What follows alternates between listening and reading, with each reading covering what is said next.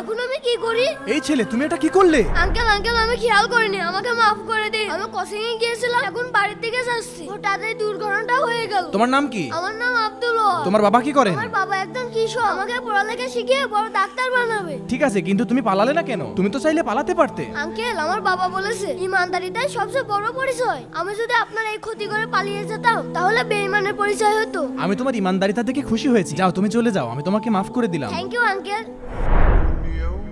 কি ব্যাপার ভাই, আপনি ছেলেটাকে যেতে দিলেন কেন? ভাই, ছেলেটা বাইকের ক্ষতি করলেও এখানে দাঁড়িয়ে ছিল আর বাইকওয়ালার জন্য অপেক্ষা করছিল। এই জন্য আমি ওর ইমানদারিতা দেখে এখান থেকে যেতে দিয়েছি। গাড়িটা কি আপনার নাকি? না ভাই, বাইক আমার নয়, আমি বাইকের মালিকের জন্য অপেক্ষা করছি, উনি আসলে ক্ষতিপূরণ দেব। আরে ভাই গাড়িটা আমার। আচ্ছা ভাই, কয় টাকা ক্ষতিপূরণ দিতে হবে? আমি দিচ্ছি। আরে ভাই থাক, টাকা দেয়া লাগবে না। আপনাদের দুজনে ইমানদারিতে দেখে আমি মুগ্ধ হয়েছি, আপনি যেতে পারেন। ধন্যবাদ ভাই, আসসালামু আলাইকুম।